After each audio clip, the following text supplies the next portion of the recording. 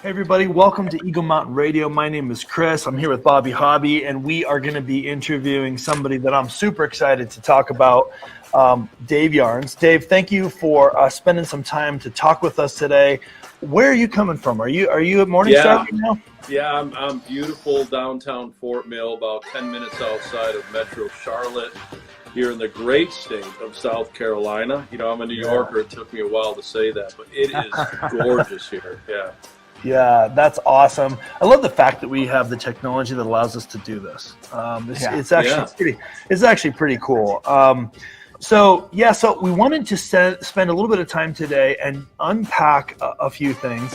And one of the things that I feel like that we were talking about in the pre-show that I'm excited to dig into is this concept that you mentioned about coming into your assignment. And what you had said, and I'd love to just dig right into that. What you had said that really got my brain thinking was, for a long time, especially with Christians, we've had this either or situation. Yeah. And what I heard you saying was more of this both and situation. You don't have to take a pick. Let's just launch in with that and give us your thoughts on it. I think it's a great place to start, but also like a very, very important thing. So the sense of it is, you know, what I'm feeling is like people are marching towards their career, and let's just say that's, 9 o'clock, and then they're marching towards God while they're doing, whatever they feel is this kind of kingdom work. But, you're kind of at work and you're thinking about ministry, and you're at ministry and you're thinking about work. But what I'm seeing is people get so clear on their assignment that both of those circles come together. So marching forward 100% for the kingdom is in fact 100% with my calling in the marketplace. Wow. There's such force when that happens. And some of it could be just readjusting our mind. Some of it could be, grasping this kind of, there's a guy from Harvard. His name is Tal Ben-Sahar. He had the #1 class in Harvard, #1 attended class for years, called The Science of Happiness. And he brought out, I think his mentor was Warren Bennis, incredible Harvard management guru, just incredible thinker. And Tal brought out this sense that leaders, great initiators, great people moving and shaking things have what he calls Janusian thinking. And don't look up the word because it'll take you somewhere you don't want to go. But it's from this Greek god Janus that had two heads, and they look, different ways. And leaders have an ability to brace both and. So, but I think there's some of that happens. But I think when I really come to my assignment, I feel like the kingdom of God is being served, and I'm behind it. So for me, I spent years in the hotel business and years as a hedge fund operator and a banker. And now I'm here at Morningstar. I have 1 million square feet under roof. Isn't that crazy? This, we've grown and put things back together. And so I get to use my skill that I've gained over a lifetime and bring it to bear. I mean, we have 500 hotel rooms and cafes and schools, and the administrative side, the executive side of that, I get to engage in that every day and feel like I'm living the life that I'm called to live. I'm doing what I'm supposed to be doing, and I'm using the skills, So I think that's it. And I think the other thing we were talking about, and I'll give some breathing room here, is really getting away from kind of in Christianity talking conceptually about marketplace ministry or conceptually about there's broad brushstrokes of how leadership works and things like that, but really getting down to some concrete, very practical, sustainable skill sets. Yeah, I think that's important.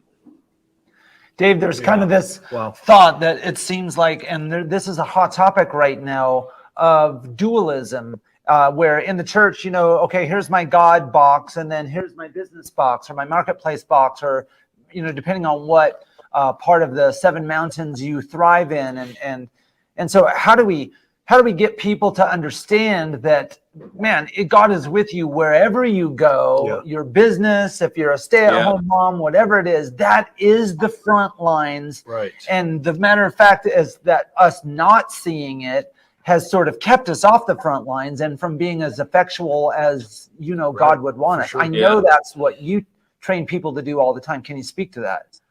Yeah. And great question, guys. But I think there are probably like 3 categories. People that spend their life full time in what we would call traditional ministry models, pastors, teachers, evangelists, missionaries, but that's maybe 1% of the population. And to be full time for a long time, it's just a fraction of the population. So what do the rest of us do? Are we second-class citizens? But I think there's another category, and I was there for a long time, where I'm honestly, and I want to say this without sounding crash, I'm providing a service, I'm doing my business, but my business is to fund something else. And I think that's okay. I mean, I don't think like say you're a web designer and you work remotely from home and you don't really interact with anybody. You try to be a good citizen for the kingdom of heaven, but you don't have a platform to interact with people in an office or something. But, a lot of guys and gals I see do that, take that money and do things like I did. I invested in orphanages and, micro loans and churches and kind of things like that. So I think that's that second category. But I think what we're talking about is this third category where your marketplace effort is your call of God. Mm-hmm. Yeah. And that's one that it's almost like you want to dial it in, like looking through binoculars. You want to get sharp with that. Yeah. Because, guys, money is an ultimate idol.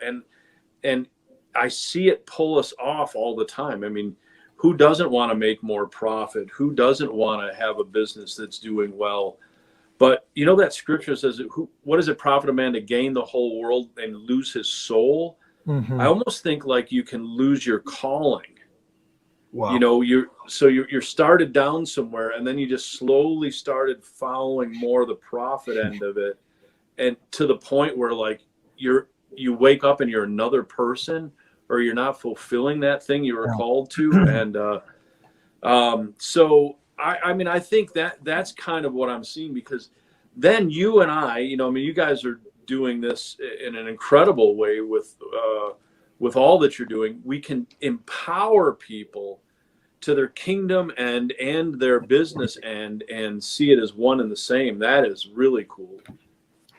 Yeah, I think I love what you're saying so much. I think the timing of it is spot on, because we kind of have gone through this genesis, I feel, where at first, exactly how you were describing it, and I went through this, my same journey over the last 25 years. You get this idea in church that the most righteous is the missionary to the third world, and then a little bit less righteous is a missionary to a nicer country, and then a little bit less is like a lead pastor, and a little, and then Hawaii, and then low down, and then Hawaii, and then low down there's like a youth pastor, and then if you keep going, then you're like a lay minister, and if you keep going, then you're a tither. And this the 7M concept and all that stuff, which this conference we're going to be talking about later, is about that, kind of gave permission to do what God designed you to do. Right. That's how I interpret it. Wow, he didn't make me to do that.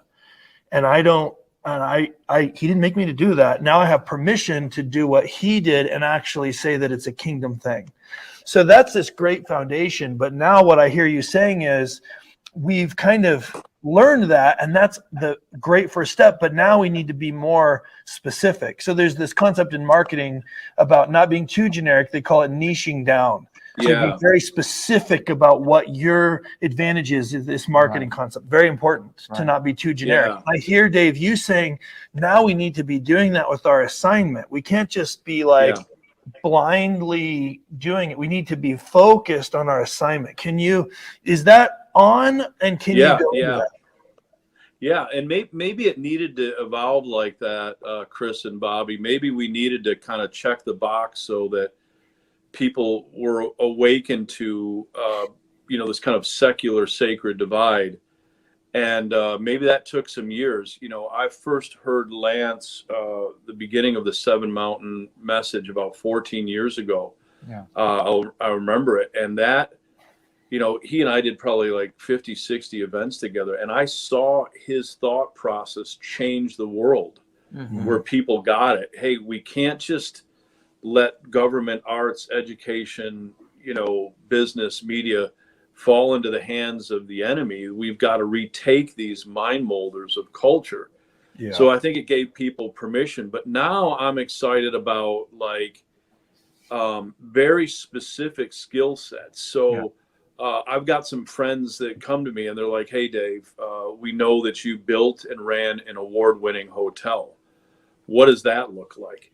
Well, there are things that you do in that business to be an elite performer that you wouldn't know, like revenue per available room, and motivation and staffing, and what was competency and excellence look like, and what do we put money at? What do we put our time into?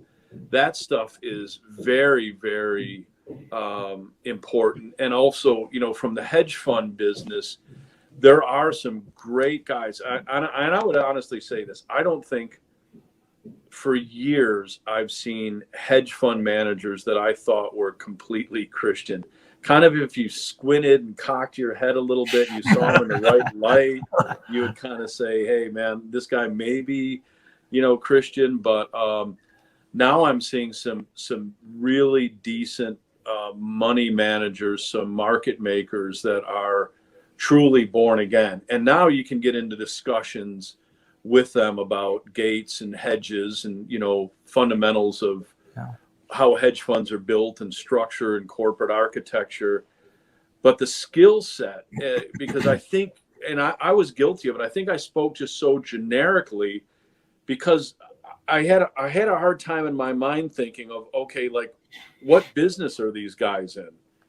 And what specific advice can I give them that goes from government to fishermen to, Wall Street execs to Hollywood people? I was like, and then where are you in that sphere?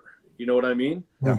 Like if you're just starting out, some of the stuff I might have to say about owning a bank and a hedge fund might not matter to you, or the building projects that I do, they're not to be, not to be prideful, but they're at a much bigger level. These are, $60 million projects, and they're just different to be managed. bonding and things like that becomes ultimately important. So I think I struggle with that. So then what did I do? I just kind of spoke generically about like leadership and generically about, affecting the marketplace. And, people come and you never kind of scratch where they itch. They're coming and they're looking for practical advice. So I think what I've done is tried to say, okay, here is my tribe, here's my niche. Right. And it's largely entrepreneurial people. So not a lot of what I would say like Fortune 500, Fortune 100 execs. Most of the people that follow me are entrepreneurs. They might have huge companies, but they have that DNA. Yeah. And then there's specific company types that I can work with to provide practical advice. So kind of knowing more and more about less and less provides that specificity. And I think that's what could be exciting in the kingdom of God. Instead of, Joe standing up and saying, I'm going to talk to you about kingdom business and all aspects of it. I'm like, man, I'm just not sure. Really? I mean, but if somebody stands up and says, hey, I'm the #1 marketer for traffic and conversion, and I want to talk to you about social media funnels and opt-ins and ladders and stacks, now I'm excited because that's really cool. And I think that's probably, I think, Bobby, you've been beating that drum for a while, like trying to get people to be more practical. Yeah. But maybe it took a while, or maybe it just took a while for me to catch up. Well, I think that, Dave, just exactly what you're speaking to is paramount, because you want to learn from people who you understand, okay, they may be at high levels now, but the principles are the same.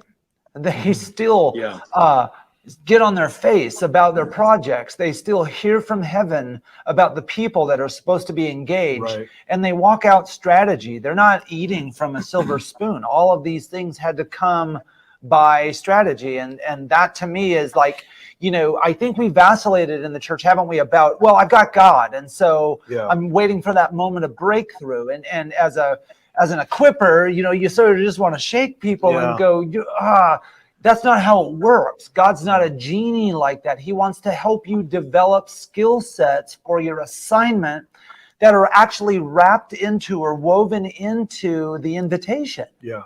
And they make you excellent at what you do, so that when you are asked to speak or share concepts, it's not just concepts now. It's something you've done. Like Jesus said, the words that I speak, they are spirit and they give life. That actually means the Aramaic. My words are spirit because my words are life. My words are spirit because I've lived them. Mm-hmm. That's what it means to my words are spirit and they give life. My words are spirit because I've lived them.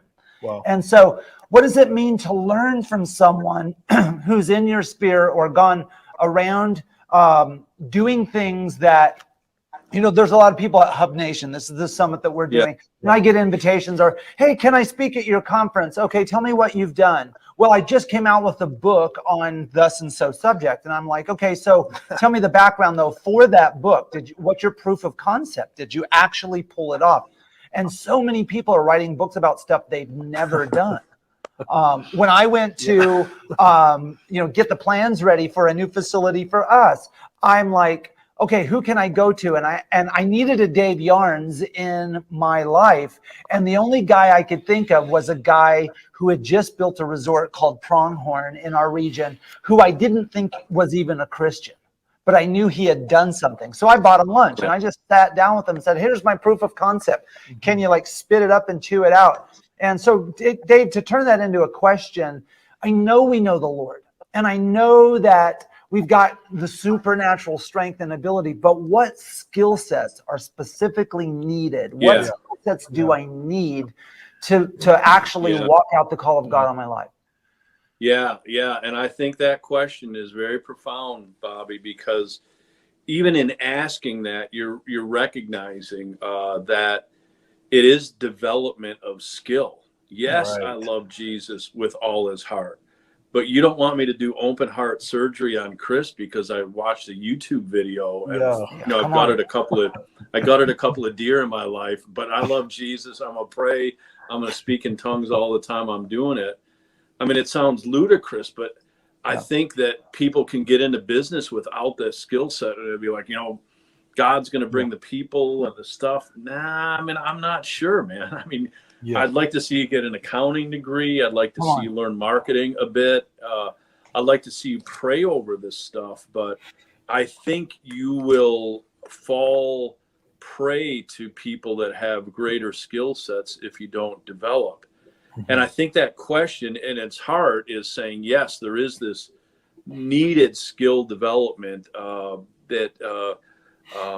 remember one time I was leading this group of execs through Africa. And what I do, I mean, every couple of times a year, I'll take a group of execs and we'll go into extreme poverty. And then I'll bring them out because you can't leave them there. You know what I mean? You can't just have them confront that on a 24/7. We'll go in for a day or for an afternoon, then we'll go to a nice resort, we'll hang out, we'll debrief, and I'll do that for about a week. And I had a kind of a helper, an intern with me, and she's there all this time. We're talking about the meaning of wealth and the purposes and what social constructs really work to help poor people. But I'll never forget, she's like, isn't it just all about Jesus? Can't we just like lay on our backs and, bask and, put on some praise music and he'll give us the answers? And to me, I mean, I've not seen it like that. I had a couple recently and they wanted to grow their business. And I went up to them and don't hate me, send the emails to Bobby. But I'm like, I prayed about it and they're trying to grow their business. I'm like, stop going to church so much. They were in church like 3 nights a week, like all day Saturday, Sunday. They were leading this other group. I'm like, how in the world are you going to get go to the country club one night a week and start meeting some of the people in your industry and entertain some clients or do something? They literally had no time left for their family, for their business, no way to develop, because they were, I mean, almost every night of the week was engaged in some form or another of going to, their church functions. And that's cool to do it, but you can't have both. You know what I mean? Mm-hmm. Skill development takes time and it takes an investment. And, I don't think God just kind of slothers over some kind of heavenly frosting and makes up for all of our inadequacy. Right. I think he does want us to be excellent in what we do. And maybe just admit that. And, I don't know. I sounded like I got on a soapbox there for a minute. So I'm excited about, I'm teaching 12 components of time management. I've done this for 20 years. And finally, I'll tell you one of the guys that got me going. I sent it like a decade ago to Bill Johnson. I'm like, Bill, this is the way time management works. And he wrote me back, and, because people were giving him books and stuff like that. I gave him my mastery section on time management. And he wrote back and he said, this was so practical and so helpful. So then I knew I was on something. And then I wrote, Mike Bickle was asking me about what are the core competencies that, Christian business students need. And, and I didn't put anything in there like, oh, you need to read the book of James or, I put in like 6 or 8 components. Some of them were executive management. Some of them were executive understanding of financial statements, but, developed a curriculum based on those things. So I'm doing a lot about the optimum decision-making model and why that's important. The 12 components of time management that I think are important. Corporate architecture when it comes to funding, when it comes to development, how do you develop corporations? And, this is, it's a master's degree study on why people incorporate in certain countries, in certain states, mm-hmm. why they have interlocking corporations, how this stuff works, how do you self-fund insurance, how do you, so those kinds of things. And it's a much narrower market than when I was talking about like leadership in the kingdom and 7 Mountain business or something, Yeah. But I feel like I'm getting traction with people. As a matter of fact, this morning I had a guy in a prayer meeting. I never was unsolicited, but he's like, I just want to thank God for Dave, because my business, he'd never been into business before. He goes, the things that I'm doing now were things that he taught me to do. So that was cool. Wow. Like I got one disciple anyway. Wow. That's really great. Yeah, I feel like I really love what you're saying, because I think it's very easy, and I don't want to sound too negative, because it's very easy to get kind of romanticized by the flashy, motivational side of rah, rah, rah, we need to do this, we need to do this. And it's easy to go there because everybody's like, you're right. I feel it. I know the problem. I see the problem. I live the problem. You're spot on. But the hard thing, and what I hear you saying is to say, okay, now that I have your attention and we all agree that there's an issue here, now what do I actually do on Monday to address that issue? And how did God design me to be a specific puzzle piece to fit into the solution on Monday? Because now that I'm pumped about it, I actually need to do something. And that second piece is often the piece that's missing. And that's what I think I hear you saying, Dave, is that Chris, that's the piece that we need to get. And Chris, I think there maybe was a time where very generalized information was important. Like, hey, you need to integrate your faith into your workspace, or, God can use you. It's, it's not just about being in the church. And a lot of, hopefully I was one of the front runners there. KBA's been going on for 20 years, and that concept was really foreign back in the day. But I think hopefully we've evolved, and we see that, it's almost like, hey, come on, man. I get it. We're there. I get it. But now I want to go on to something else. I want to know about strategy and topics. I'm looking a lot at the science of inspiration. How do you inspire people to the improbable? I have about 120, 130 staffers, but I have about that much full-time volunteers. And how do you inspire? How do you clearly communicate vision and application in volunteers, which we couldn't survive without our volunteer force? So I'm looking at that. How do you encourage and support them? How do you recognize them? And there's a lot of science behind it. Like the time between the act and the recognition degrades quickly. You can't wait. How do you clearly communicate? How do you inspire? And there are some real keys. First of all, I mean, you've got to set a good example. I mean, you can't be do as I say, not as I do. It just will not work with volunteers. It won't work. You have to set an example for them. If you want people to volunteer, you have to show them, and you have to provide them with stimulating work. So, I'm learning this stuff in this last 10 years, we've been running a very big volunteer force here. Some great books out there on it. And, Forces for Good was one that really helped me. So I'm learning a lot about that. I'm learning a lot about new economic matrix, especially as we go into kind of this pre-COVID society. Most of the people out there, if you're in business right now, I guarantee, I'm reading your mind, your number one issue is getting quality employees for operative jobs, for entry-level jobs. You're closing down early. You can't find them. You're doing and there are strategies, trust me, to get entry-level positions in and to keep and retain them. And I'm afraid it might have been something in the last job market that we really didn't need, because there was high turnover. I had convenience stores and hotels, huge turnover. But now that turnover is costly.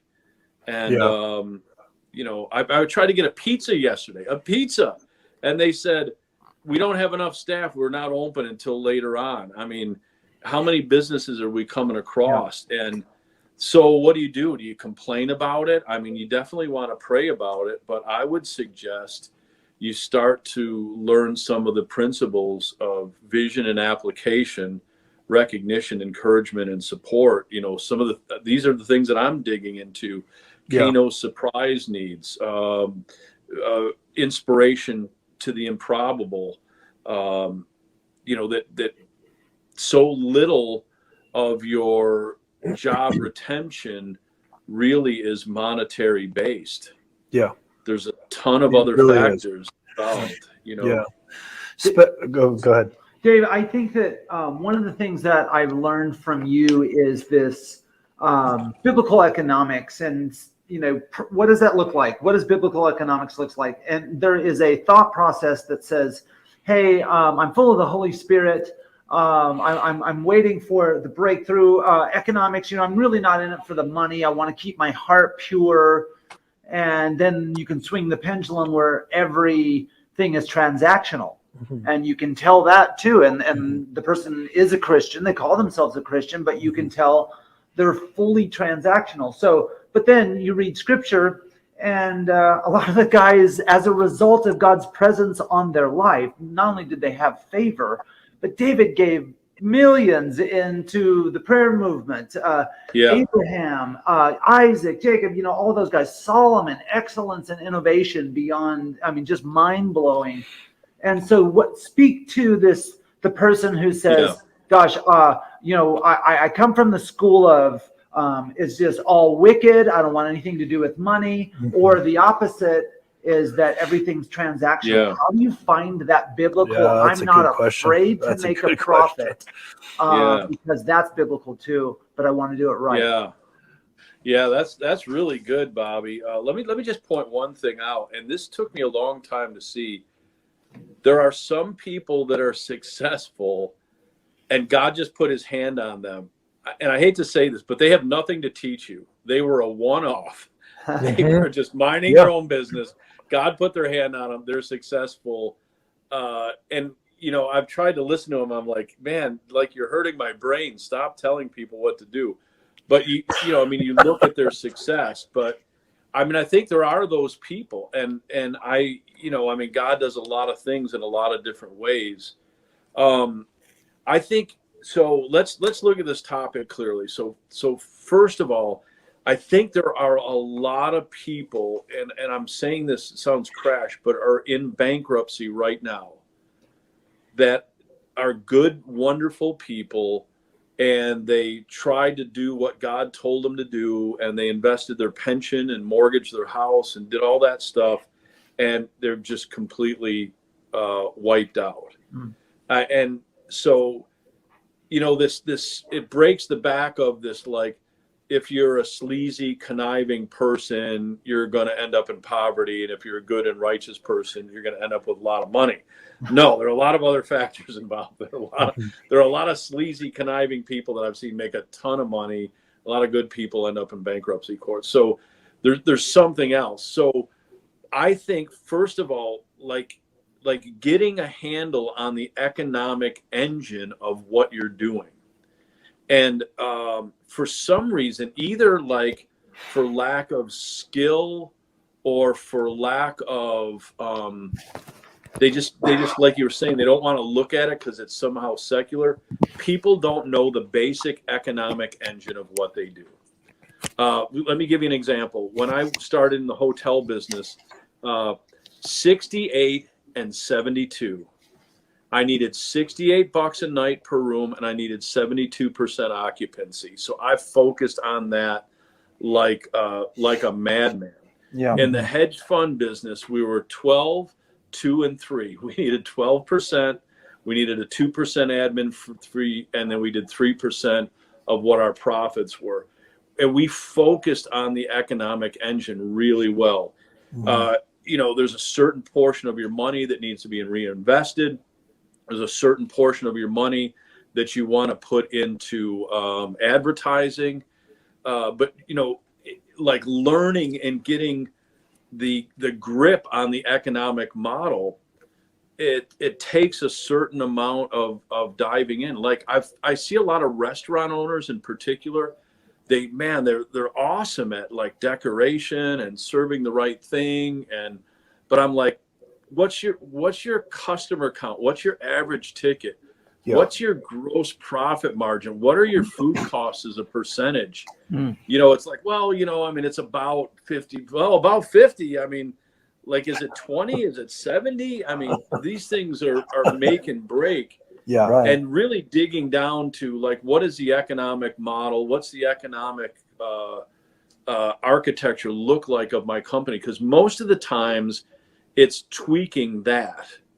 Like I had a company, and it was a direct-to-consumer company. So we sold stuff from a warehouse, and it came to your door. Now this was, 25 years ago. So we did a lot of bulk mailing, and it was all telephone numbers and stuff like that.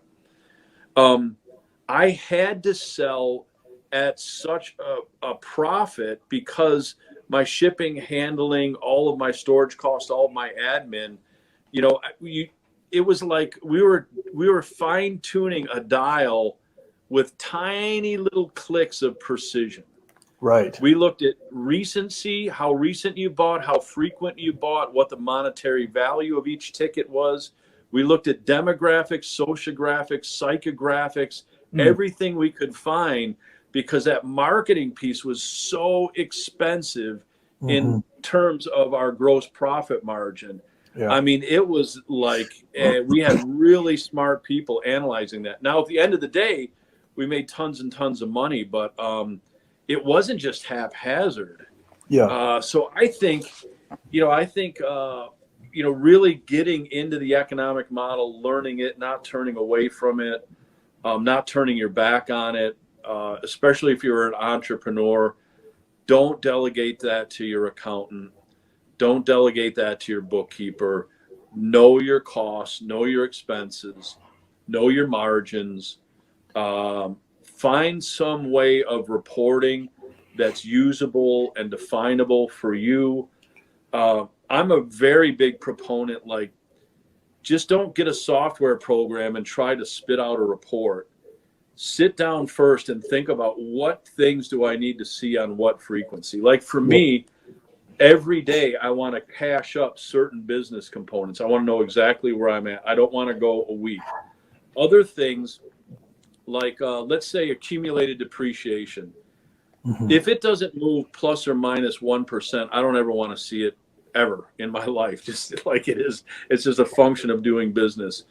Things like, utilities. I mean, yes, but if they move plus or minus 1% or 2%, send them to me. Other than that, but there are things that I want to see on a daily basis, because I can navigate quickly. If I'm waiting for a month-end report on some key, and this might be speaking to someone, this might be your deal. You're chained to an accountant, and you're getting like right now, maybe they're cashing up like August or something. It's like driving a car in a rear view mirror. Yeah. You don't have leading indicators to help you make change. And you've got to, what I used to do is I would write down all of the things that I needed to see on a daily basis. And I'd actually make the paper, like I wanted one number big and one number smaller, and I would make the page, and then we'd program backwards from there. We get smart people in to help us. But I think that, and then I think, honestly, it is a tricky thing. Like we said before, money really is an ultimate idol. It's an ultimate challenge. I've seen people at the $10,000 a month mark, they're good, and then they go over that and they lose their mind. I've seen people that don't have a lot of money and they're really idolatrous about, covetous. So I think it's something that, how do I want to say? It's like an enemy that we know we have to keep pounding. We know that we have to master that thing over and over again. I don't think it's a one and done. I mean, maybe when I get to be the level of you guys, it will be, but I'm still. No, Dave, So I think what you're saying is so spot on. I know there's so many examples that as you're talking are coming to my mind that I've lived through where people try to just, gosh, I don't know how to say it without it sounding really negative, slide through and then pin the success or failure on the Lord and say, well, if God wants this to happen, he's going to just do something. And I think that's crazy. Like so one of the things you said brought this to my mind. Solomon, wealthiest that ever existed. That didn't just happen. So like it was strategically this port and the way that goods were moved around and all of that wealth didn't just like God didn't like deposit, mounds of gold through the middle of the night. Like it was done over time with strategy. And of course we all know Solomon asked for wisdom, right? So like this was a thing that happened over time and it was a partnership with the Lord. And I feel like that's what you're saying is you can't just expect to sit back and then God is going to make things happen. Now there are exceptions. You mentioned this too. Like sometimes there's these exceptions, but a lot of times the people that are looking at a story, they think it's an exception. They're actually looking at the tip of the iceberg, and that person has actually been in partnership with the Lord for a long time, and they just don't know about that part of the story. So I feel like I would really recommend, and maybe we should teach more about it. I would really recommend some courses in executive, financial, and managerial statements. Like, what does that look like? Right. Because that information, breaking it down, it took me a long time to figure that out. Like, what do I want to look at? Mm-hmm. And, let's say like at Morningstar, we have a partners program.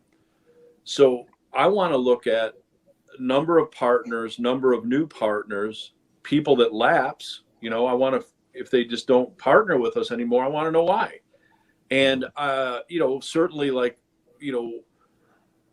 with our marketing department, we want to know certain things, but asking the right questions of your business, asking the right questions of your staff, not getting bogged down into the minutia. And maybe this speaks to the same thing. If you go in and you're like, loving on everybody, remembering their birthday, praying over everything, every kid that and that's a wonderful thing.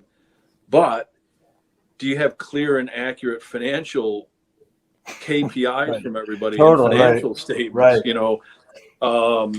because you'll produce what we call in the business, the country club. It's low expectation on production, but it's high expectation on relationship. Yeah. Everybody's birthday is cool. Everybody remembers everybody. Nobody gets anything done. And you could be in a business where there's enough margin and there's enough business where you're still making ends meet. But I don't know if you want to live there. But you definitely don't want the producer perish too. I've seen that. A lot of my Wall Street friends were in that business. Like, listen, it's all about the numbers. Right. Bobby, Chris, we'll get rid of you tomorrow. I mean, like tomorrow, if the numbers on your show aren't up, and you really, we don't want that either. But I think like some executive understanding of financial statements, how to set clear KPIs. I'm not as big on. I've seen people spend their life just tweaking their mission, vision, and values. I'm not really big on that. I mean, and I'm not big on like overly doing process documents. Like I get up in the morning and I twist the cap on my toothpaste. That's one process, and I squeeze it on the brush. I'm like, come on. I mean, at the end of the day, let's empower people and let's say, hey, we want your profit to be 20% this month. We want your turnover rate on your employees to be under 5 or whatever those indicators are. And then we know you got a brain and we're going to pray for you. Get in there and get the job done. I'm more of that guy. That's good. That's so good. If you're watching this, what we're saying is God wants you to be successful. Yeah. He wants you to have credibility in your field so that you can impart what you've learned and to create a history of why were you successful? what led to that? What decisions did you have to make that led to that? You know, breakthrough doesn't happen in one day. Breakthrough is the result of thousands of decisions. That's right. And so God just breaks in and honors that, and all of those decisions set you up for the now moment. And then also, whose success is on your mind? Like, who are you imparting to? There's this Abraham and Isaac moment. You're Abraham, and you're asking your Isaacs that are around you to carry wood for a vision they haven't had. Right. And you're expecting that at this level of leadership, they just need to be able to serve a vision that they haven't been radically influenced by the Lord like you have. They're just serving your vision, and you don't want to apologize as a leader for making the Isaacs in your life carry wood for a vision they haven't fully seen. On the other hand, if you're the Isaacs in that situation, it's about serving someone else's vision and saying, like Peter did to Jesus, I don't need to understand everything in order to serve your vision. Right. I am here because I want an impartation that happens with someone else's success on my mind. Yes. And if you put that into the ingredients of who you are, then we won't have this, gosh, this person was amazing, but they really didn't have anything to impart in terms of how they did it. So their message stopped with them. Their business was no bigger than they were. And as soon as they transitioned, then we all had to transition because they were sort of off the public eye. Right. And so we need a plan and a strategy. We need to write down the vision, make it plain so that he who reads it can run with it. Well, I've noticed that in my own life, the one who reads it the most is me. Mm. And so if I have that understanding, and then also if you're watching and you don't have your 2-minute elevator speech, so where those divine moments where someone who is either going to help you with capital or help you with design or help you with employees or, you know, somehow partner with you, and it takes you 30 minutes to say what could take you 20 minutes and 2 minutes, and you don't have that elevator speech down as to why God calls you to do what you're doing.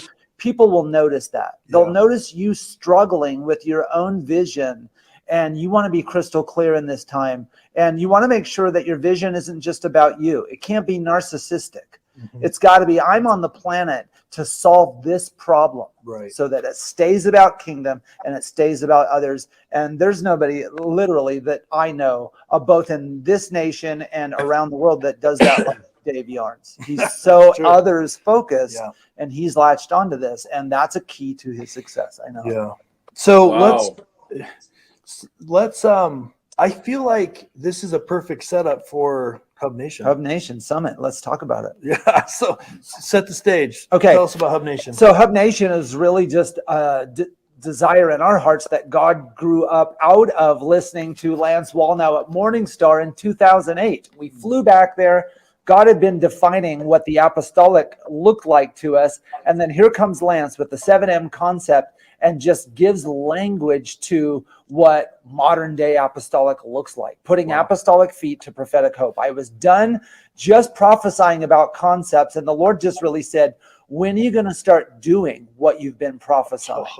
And so really that's how Hub Nation was birthed. He said, I'm going to bring to you practitioners who are actually doing what I've put on their hearts. They've taken the leap beyond fear, and they have something to impart to a new generation. And so that's what the Hub Nation Summit's all about. It's about not just having a concept for your business. How do we connect you with those who would help fund it, or ideas that would take you beyond I'm called to do this to into next steps? Yeah. KPIs. How do I know if I'm nailing it? If I'm not nailing it, how do I measure myself and get those speaking into my life? So this summit is about all kinds of thought leaders getting together that from every sphere of society, every mountain. So if you're a stay-at-home mom and you want to succeed, if you're high-level business, government, doesn't matter. We've got speakers and thought leaders from every sphere of society, and they are high level. And again, our litmus test is, what are they doing? Are they actually practicing? And they all are. So we're inviting you to that. It's a digital summit. We do it every year. This year it's October 1st and 2nd. And there's a link in the show notes to sign up. But you do not want to miss what God's saying. We've got Lance Wallnau. We've got Chris Valentin.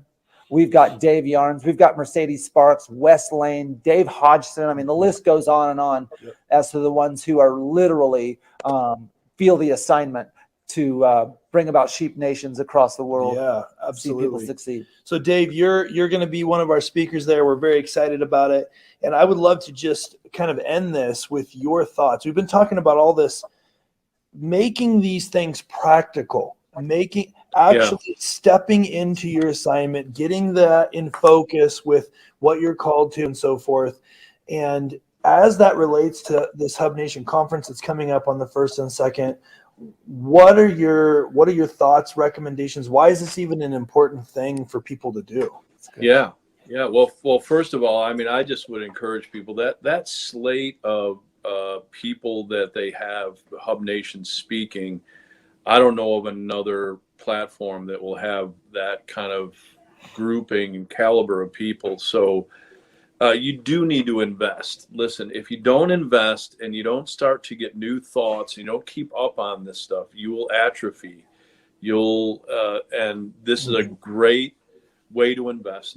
Yes, spend the money, get on the program, but lock yourself away. If you got to get a hotel room for the duration of the conference, just so you're not distracted. Yep, the cell phone definitely has an off button. You can turn it off. And but I would highly encourage you. I think, like you're saying, some of the practical things, I want to talk about, like economic engine of businesses, give some practical advice on what the economic engines I've seen, the ones that failed and the ones that worked. Maybe talk a little bit about price elasticity in these days. I think it's a big one. I want to talk a little bit about performance indicators. And like right now, turnover is such an incredible thing. Yeah. There are people that never thought about turnover as a key performance indicator for the success of their business. You need to now. Trust me. If you haven't thought about hiring, recruitment, retention as performance indicators, you do now. And I don't care whether you run a pizza place, like the place that wouldn't, I've got a great friend and he's in the machining business and they're just so strapped educationally. So how do you find these people? So I want to talk about things like that I think will appeal to people that have a business nature, that'll take away some of your pain, that'll give you some comfort and some hope, and really provide some practical solutions. Wow. Yeah, like I mentioned earlier, this stuff could not be at a more appropriate time, and I love how practical you're getting. And as Bobby mentioned, this isn't like Dave is not speaking from a theoretical, I read about this in a couple of books. He has spent the time, invested, and actually done the things, taken the hard lessons to actually be able to speak with authority on this stuff. So I'm just very excited. Dave, thank you for spending time just for this podcast. Thank you, guys. Yeah, I'm sure it's going to be an absolute great time. We're all looking forward to it. Yeah. So sign up. The registration link should be in the description. Again, if you're watching this 5 years from now, still follow the link and go get the content, because what's being released at this event is something that is relevant and will continue to be relevant. These are problems that are not going away. These are problems that we are called to solve. And I feel like for far too long, the non-kingdom people have been the only ones with the solutions, and we should be the ones that are leading the charge and the cutting edge with the real solutions. So, Dave, again, thank you so much for your time. You guys get on that registration link, and we will see you guys at the event October 1st and 2nd, and we'll see you around. Thanks.